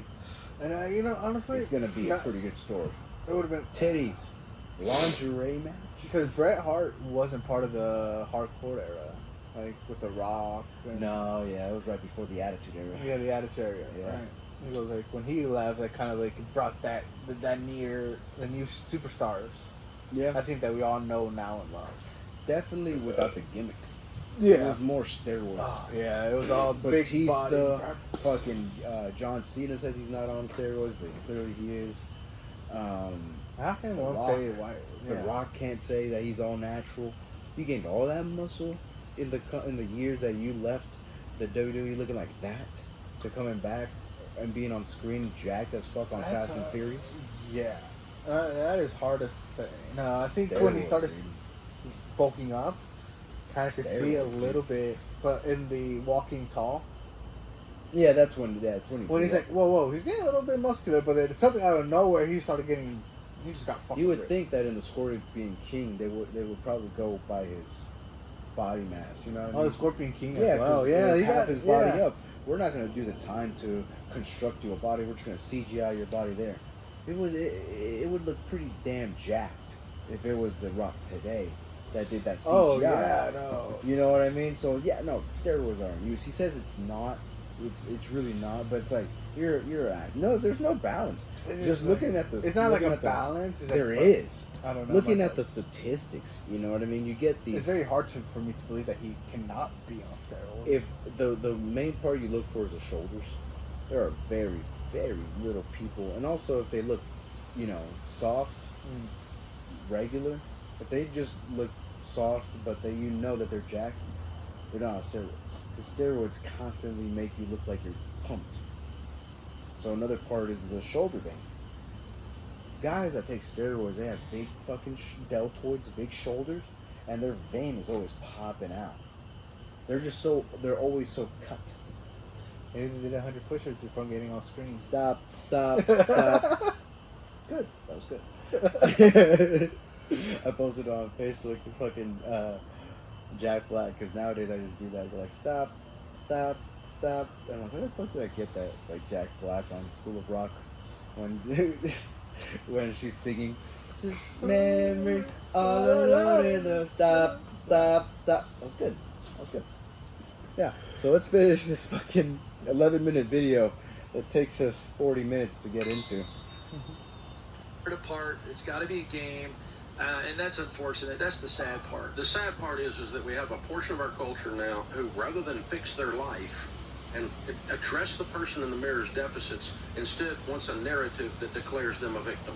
There it is. The That victim can't possibly mentality. be true, Dave, because if that's true, I could do it. If your study was accurate, well, what do you know about my study? You just, if your mouth was shut, you wouldn't be making noise. Oh my God. But Dave, they're mouth free. There's so the mouth can't be shut. Seriously, people. Oh, You really that's what should mouth abstain breather from the comments also section, means. reading them or commenting on them. That's all you're good for. My is gosh. There's a reason that you and I both get so visibly frustrated with people that have a victim narrative and insist on spreading their victim narrative. We know from having worked with thousands and even millions of people that most anyone that follows a proven process can go get a great job, can get out of debt and build wealth, can have a good marriage. We know that people that choose to control their behavior in spite of the negative influences from the outside, in spite of bad things having happened to them, and we all have challenges, but in spite of the challenges, we know that people can create for themselves, carve out for themselves a good life if they bother.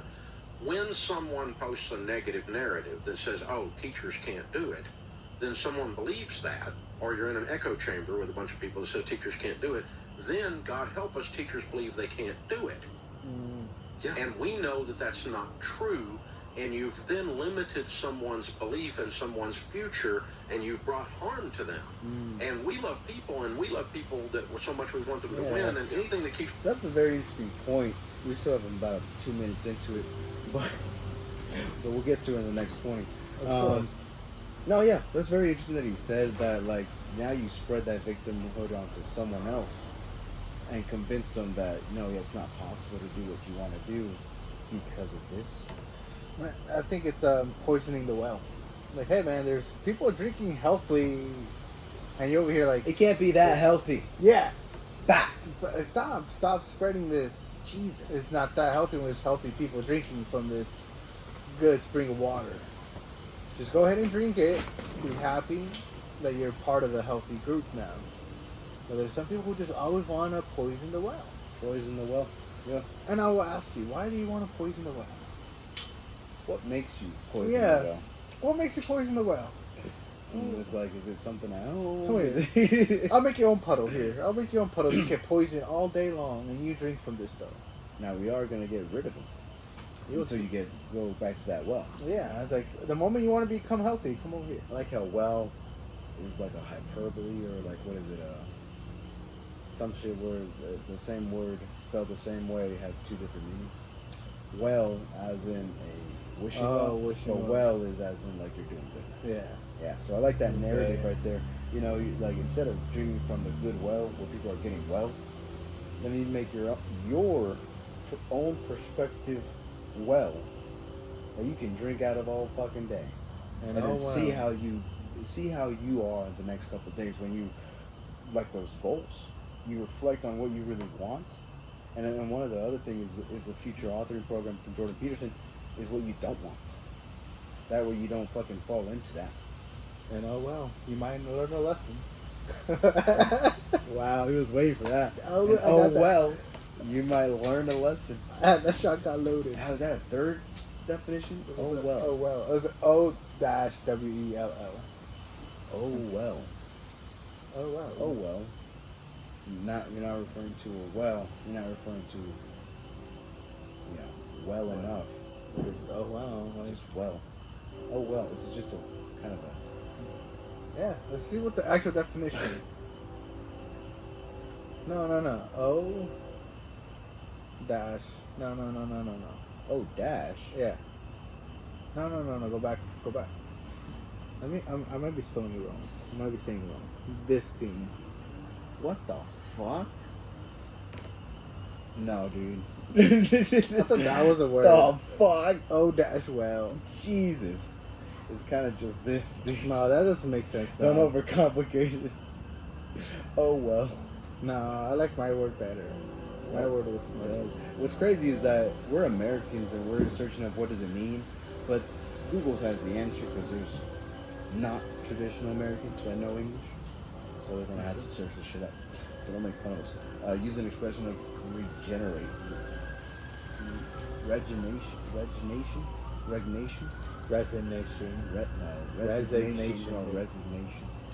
You're kind of just resigning from I don't know. Oh well, please yourself. Oh well, please yourself. Oh well, do whatever you want. Just damn. You know what? Oh well. You know that's. Oh well. Yeah, you're just dismissing it. You're just dismissing it. Just express resignation. All right. Yeah. Oh well. I express my resignation from this argument.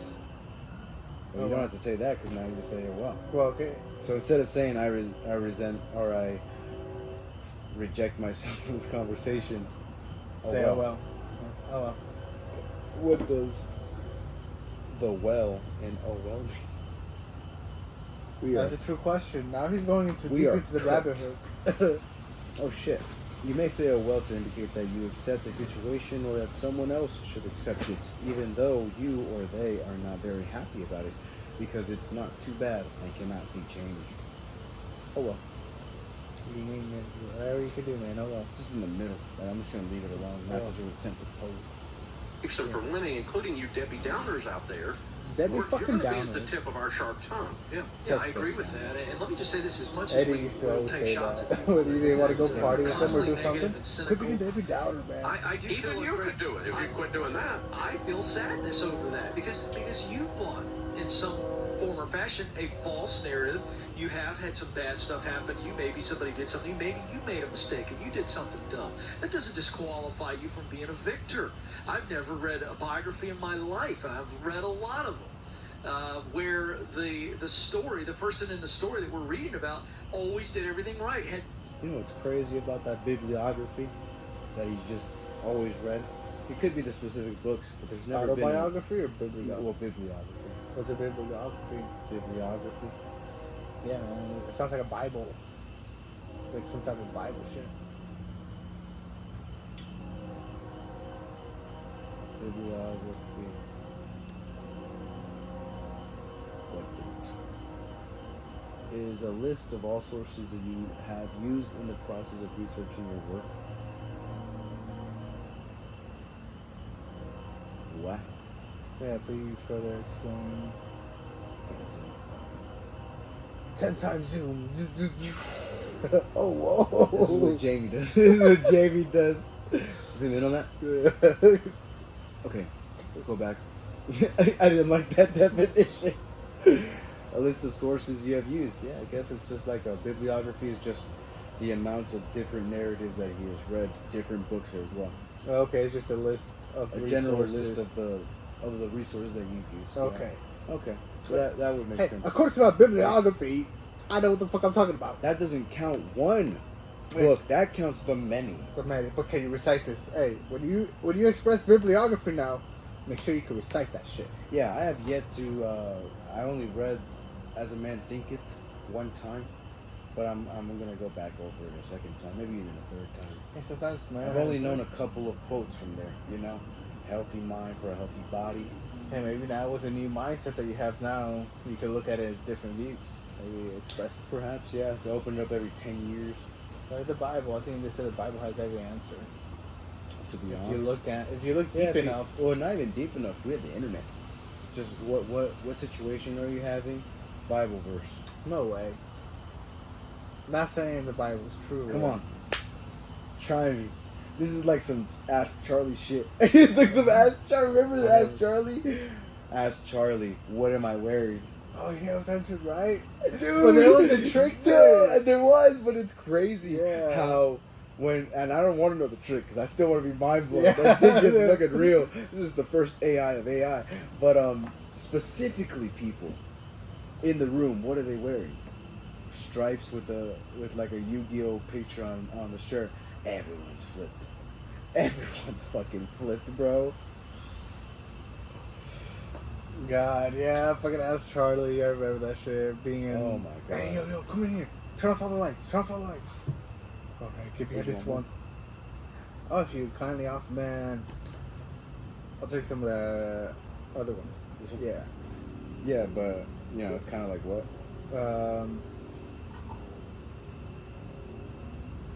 It was fucking very scary. Yeah, I remember just like, hey, yo, everybody, turn off the lights. Hug around this one computer screen that's hooked up to a big ass monitor or a big ass fucking The tower. Bloody Mary. Oh, that was too scary. I never once wanted to do that shit. I don't know how. No, but it's kind of like it. Instead of the mirror, you're Yeah. over a screen.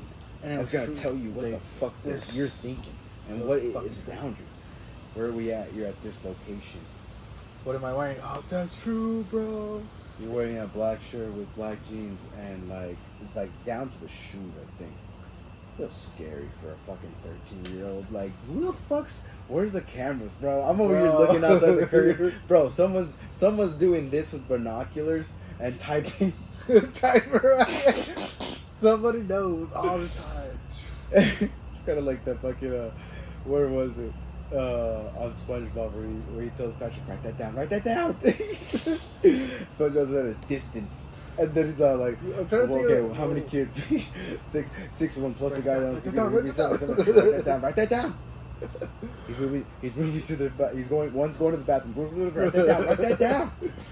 In case they fucking say how many people We are can in be the room. friends, alright? Jesus Christ. Alright.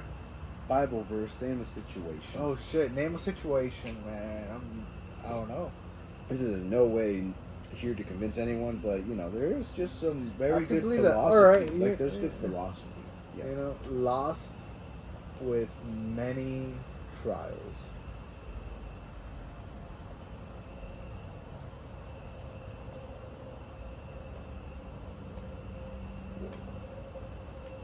Boom. Peter 4:12. You don't even know this relate. You just said the first title you saw. Friends, when life gets really difficult, don't jump to the conclusion that God isn't on the job. Instead, be glad that you are in the very thick of what Christ experienced. This is a spiritual refining process, the glory just around the corner. If you're abused because of Christ, count yourself fortunate. It's the Spirit of God and His glory in you that brought you to the notice of others. If they're on you because you broke the law or distributed the peace, that's a different matter. But if it's because you're a Christian, don't give it a second thought. Be proud of the distinguished status reflected in that name. It's judgment time for God's own family. We're first in line. If it starts with us, think what's it going to be like for those who refuse God's message. Well, let me just break down that thought. The end. I didn't really understand the beginning. It was kind of fucking whoa. But the end of that passage, what I took from it was like, hey, when somebody shames you or somebody does bad to you, be happy that they did that because it's an expression. It's like Yeah, notice. It's like when I don't know if it was a passage when you get slapped, turn the other cheek, or it's like here's the other cheek. I don't give a fuck how much pain you give to me. I know I won't be judged at the end of the days. By you, especially someone that's just like me. But be happy that it got. I could kind of see that. I'm gonna try to relate. The one philosophy. Day. Oh you know damn, bro! what I mean? You finally caught up to your third cup. Oh shit! Hell yeah! Nice. You were talking, so I was all like, let me just sip on this because this is honestly something fascinating. Because Jordan Peterson, I believe I stated this on the podcast. I want to make it clear he doesn't state himself as a Christian yet or at all. He's actually on the cusp of just questioning what these mean psychologically and how can you take away the religion aspect of it to make it a philosophy rather than a theology. And so there's many interpretations. His last Joe Rogan podcast, which was last year, was very fascinating, especially towards the middle, just talking about the different stories. Moses in the burning bush, Cain and Abel, Joseph, Peter, all that good jazz. But yeah, this one right here was something that I kind of